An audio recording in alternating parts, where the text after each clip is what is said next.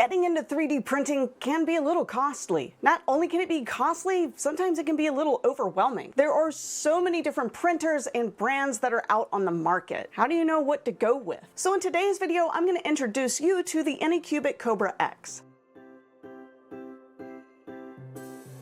Now there are tons of videos that are already out there doing really in-depth reviews on this machine. So what I'm going to cover are the top features and the things that mean the most to me. And while I have experience with 3D printing, I'm not the kind of person who's going to go super in-depth with the software and tweak the settings. So let that description of my glowing personality frame your expectations for the video. Let's go ahead and get the price out of the way, because God only knows what the stock market's gonna bring next. So as of recording this video in March of 2026, the Kobra X is $299 US. That's better than a Jet2 holiday. But don't let that price fool you. And I guess don't let the appearance of it fool you either. As you can see, it's not necessarily enclosed. This is more of like a traditional setup for a 3D printer circa 2016. So that's vastly different from the AnyCubic S1 that I reviewed a couple of months ago. And it's also different looking than my Bamboo P2S. But looks can be deceiving. So let's cover some of the features. Feature number 1, quite obvious if you have eyeballs. It can handle 4 spools of filament right out of the box. And you can expand it up to 19 total. Where the heck I'd put that, I have no idea, but it can be done. It's not just multicolor, but it's also multi-filament types. So you could have TPU and PLA, PLA and PETG, TPU, PLA and PETG, and insert other types here. You get the point. But it's not just printing those different types of filaments in separate batches. You can do it all at once in the same print job. Take this wonderful Clippy, for example. I did the body with PETG and the eyeballs with PLA. I'll cover the lower amount of filament waste with color changes later in the video, but for now you can see how little was generated for Clippy. It's not the best looking print, but it was like one of the first ones that I did. And who doesn't love Clippy? Bad people. Anecdotally speaking, it's a really quiet machine. I say anecdotally because I don't have one of those really cool fancy decimeter things or whatever they're called to measure the loud noises. See? Super scientific, aren't I? Like I said, I'm just gonna approach this from the standpoint of your typical user, not a scientist. I guess the best example for the quietness of this machine would be the fact that I could actually have work meetings sitting right over there and no one even heard it. You wouldn't even know that I had a 3D printer going off in this room. Which, I mean, when you look at it, you'd think it'd be the opposite. It does look archaic. So it has a 260 millimeter cubic print volume. And that's your build area. 260, 260, 260. Mostly I explain that because you never know your audience. One of the hottest features that's on the market right now is the ability to hot swap the hot ends. Gone are the days where machines are being released where you have to use a screwdriver and brute force to get that hot end out and put in a new one. Now all you have to do is flip a switch, take out the hot end, put the new hot end in, and close the switch. So one of the things that you're going to notice about this machine is that the build plate is not using the Z-axis. That means it's not going up and down like an elevator. The print head is the one that's going to be moving up and down. So as you build your layers, this part here is going to raise up. I point that out because it actually helps with the print quality. This build plate is a lot more sturdy than what I had experienced with the Kobra S1. And I'm not trying to knock the S1. It is a good machine, but I did have to replace the build plate on it. For this one, no problem at all. Right out of the box, everything was great. For me, it's all about that stability. This plate is only moving forward and backward. So you don't have to worry about one giant screw in each corner of the build plate trying to keep it level. It's also a lot thicker than the one that was in the S1. So now that I've gone over the top features, I want to jump immediately into the print quality. A lot of the prints that I got off of the Kobra X were just as good, if not better, than some of the other 3D printers that I have in my house, most of which are hiding in my husband's office. I didn't even need to dial in any settings. I also didn't slow the machine down. I just used the default speed settings that were in all the presets. Though it should be noted that typically I will reduce the speed if I'm doing something really complex, something like articulated doodads. Like this fidget cube.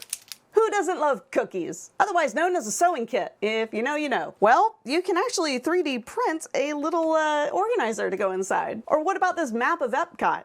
I ran through there a lot. One too many miles, you could say. I also got drunk there, and there, and there, and there too. And of course, everyone needs a visual representation of our current economy sitting on their desk acting as a little trash bin with wheels. Or how about getting our moment of zen with this Dune sandbox? Yes, that is a Chris knife being used as a rake. This one I'm quite proud of. I had to use the slicing software to paint in the different filaments for the handle. Also, I'm just a big Dune nerd and wanted to add Shai Hulud, a Seach, and a Spice Plume because reasons. May you find water and shade, friends. Now, normally I would say that miniatures that need a higher resolution for printing should be done on a resin printer. And if you were going to do it on an FDM printer like this one, you would probably want to use a 0.2 nozzle. Well, guess what I didn't have? I didn't have a 0.2 nozzle. I actually printed this Fremen with the 0.4. My layer lines were 0.12 millimeters though, and it still came out great. Heck, if we go back to the Epcot map, you can see how all the little details were printed out just fine with that 0.4 nozzle. I mean, just to give you a reference point for the scale, this is a pin I'm holding next to the print. I mean, look at all the tiny little buildings, the sidewalks. Oh my God, guys, the monorail. Fun fact though, this is an older map of Epcot. It still has that really weird Ellen dinosaur ride that's supposed to be like some sort of advertisement for oil. Yeah, I think what really kills me is the backlot is there. This miniature watercolor palette was printed in place with the hinge and minimal support. So now that we've gone through the more fun prints to show off the print quality, let's cover the diagnostic prints. First, we have the first layer test. AnyCubic boasts that they have the perfect first layer. It's right on their website. So of course, I decided to accept the challenge. And they weren't wrong. This is quite literally the first thing that I printed on the machine. And that's because it was the one way that I knew something wasn't quite right with the plate on the S1 that I tested a couple of months ago. The second test, of course, was benchy. Now I'm only using a 0.4 nozzle, so I didn't expect to get super high detail results. So the text on the very back of the ship, of course, I'm not going to be able to see that. The 0.4 nozzle will also have an effect on the quality of the roof and the railing. So I don't see anything out of the ordinary here. You just have to take that into consideration. After benchy, I did ye old calibration cube. I usually do these with every new filament that I try, mostly to see if I need to change any settings. And then the fourth diagnostic test, of course, was using different filaments. And not just different filament colors, but different filament types. In this little 4-cube example, I have PLA, PLA+,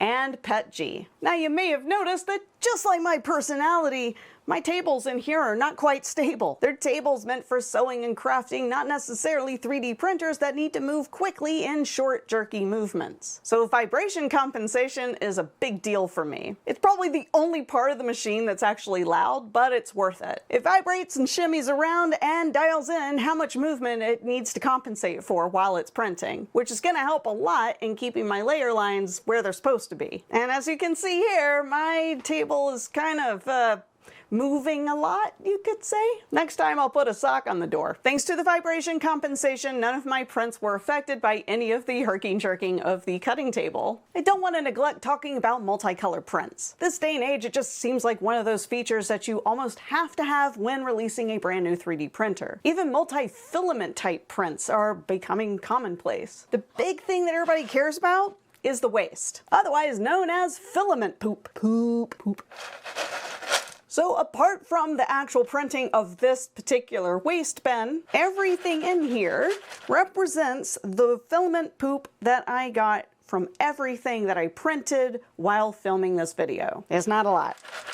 That's really not a lot. There's still going to be filament waste. You're never going to be able to avoid that. So the better that machines get at it, the less waste you're going to have, which makes you very happy. So let's wrap up my thoughts on the AnyCubic Kobra X. And I'm going to be perfectly blunt when I say this. I get the exact same print quality from the Kobra X as I do with my Bamboo P2S. And I don't say that lightly. They are both really good machines. It's just one happens to look a little more fancy than the other. And there's pluses and minuses to both kinds of setup. Just don't let this style of machine fool you in the least. If it's fumes that you're worried about, you can actually buy enclosures for machines like this. I don't normally worry about that because I'm not printing with anything like ASA. So whether you're on a budget or trying to build out a 3D printing empire, the Kobra X might be perfect for you. There's very little assembly that's required to get it up and running. So even though it looks a little daunting, it's not. I think the price point for the print quality that I'm getting out of it is well worth it. And